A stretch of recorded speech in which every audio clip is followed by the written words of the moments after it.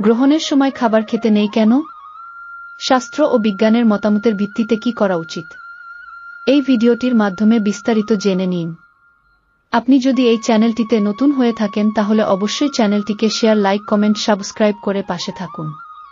যারা সাবস্ক্রাইব করেছেন তাদেরকে অশেষ ধন্যবাদ। পুরো বিষয়টি সুন্দর ও সুষ্ঠুভাবে জানতে হলে ভিডিওটি না টেনে মনোযোগ সহকারে পুরো ভিডিওটি দেখতে থাকুন। বেশ অনেক বছর পরে আবার একটা চন্দ্রগ্রহণের সাক্ষী থাকলাম আমরা। আপনারা নিশ্চয়ই সবাই দেখেছেন এই চন্দ্রগ্রহণ। আর এবারের চন্দ্রগ্রহণ যে একটা স্পেশাল ইভেন্ট ছিল তাও তো খবরের কাগজের দৌলতে আপনাদের অজানা নেই। সুপারমুন, ব্লু মুন আর ব্লাড মুন, এই তিনটে জিনিস নাকি 152 বছর পর একসাথে ঘটেছিল।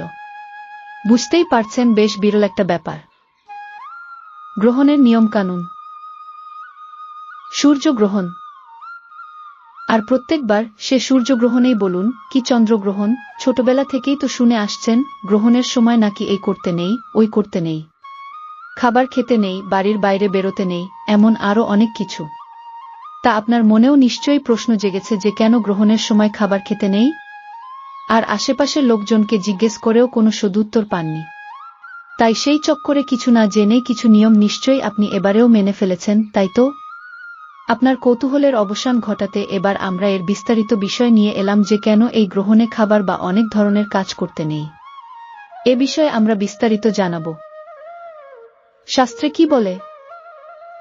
গ্রহণের সময় খাবার খাওয়া আদৌ উচিত কিনা এ নিয়ে নানা জন নানা মতামত তো দিয়েই থাকেন। কিন্তু প্রাচীন ভারতে মনে করা হতো যে চন্দ্রগ্রহণ নাকি শুধু রাতেই ঘটে, আর এই সময় নাকি কিছু বিশেষ ঘটনা ঘটে। বিভিন্ন সূত্র থেকে জানা যায় প্রাচীন ভারতে গ্রহণের সময় খাবার খাওয়া হতো না, কারণ খাবার নাকি এই সময় শরীরে নানা ক্ষতিকারক এফেক্ট করে। চাঁদই বলুন বা সূর্য, মানুষের শরীরের বা জীবনের সাথে এই দুয়েরই যোগ আছে। আর গ্রহণের সময় নাকি কিছু ক্ষতিকর গ্যাস নির্গত হয় যা আপনার পেটের খাবারকে বিষে পর্যন্ত পরিণত করে ফেলতে পারে। তাহলেই ভেবে দেখুন কি মারাত্মক ব্যাপার। আবার বিভিন্ন মনের শিখন মনে করেন খাবার একদম খাওয়া বন্ধ করা নয়, তবে এই সময় নাকি কিছু হালকা খাবার খাওয়া উচিত, যা হজম তাড়াতাড়ি হয়। কারণ গ্রহণের সময় শরীরে নাকি কুলিং এফেক্ট থাকে, ফলে খাবার হজম হতে দেরি হয়। চাঁদে তো জল থাকে, আর আমাদের শরীরেও প্রায় 7-0 জল। তাই চাঁদে গ্রহণের সময় কিছু পরিবর্তন হওয়া মানে আমাদের শরীরেও নাকি খানিক তার প্রভাব পড়ে। অনেকে বলেন গ্রহণের সময় খাবার না খাওয়ার কোনো আলাদা বাধা নেই। কিন্তু সূর্যগ্রহণ যখন হয় তখন দিনের বেলাতেই আলো থাকে না। ফলে এই সময় কিছু ক্ষতিকর ব্যাকটেরিয়া খাবারে অনায়াসে ছড়িয়ে পড়তে পারে। তাই গ্রহণের সময় খাবার খেতে বারণ করা হয়। আবার অনেকে মনে করেন চন্দ্রগ্রহণের সময় নাকি পূর্ণিমা থেকে অমাবস্যা 28 দিনের এই গোটা সাইকেলটা একসাথে ঘটে মাত্র 2-3 ঘণ্টায়। স্বাভাবিকের থেকে আলাদা, অস্বাভাবিক এই ঘটনাই কিন্তু ব্যাকটেরিয়ার বৃদ্ধিতে সাহায্য করে, যার প্রভাব পড়ে খাবারেও। আর গ্রহণ মানেই তো চাঁদ, সূর্য আর পৃথিবীর একই সরলরেখায় আসা। এই সময় তাদের ম্যাগনেটিক শক্তি নাকি সবথেকে বেশি হয়। শরীরেও এই সময় বায়োম্যাগনেটিজমের শক্তি বেশি থাকে।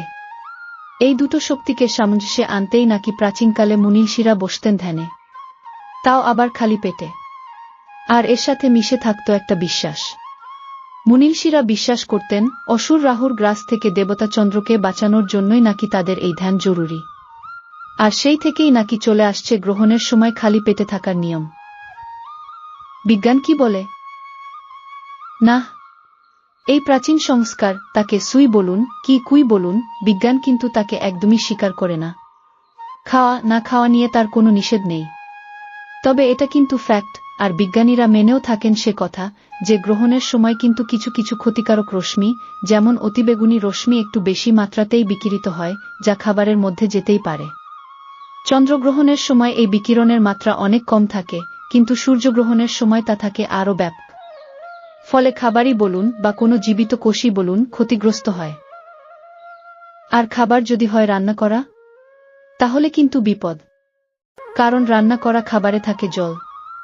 আর গ্রহণের সময় রশ্মি বিকিরণ বা রেডিয়েশনের সবথেকে ক্ষতিকর প্রভাব পড়ে ওই জলেই। আর রান্না করা খাবারেও যেহেতু থাকে জল, তাই ক্ষতি হয় সেটারও।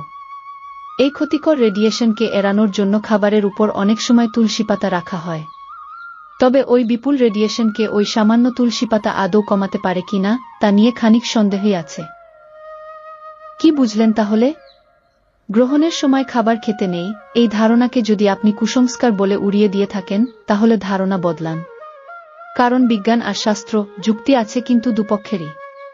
এবার মতামত আপনার, আপনি এ বিষয় নিয়ে কি করবেন, খাবার খাবেন কি খাবেন না আপনার একান্ত ব্যক্তিগত।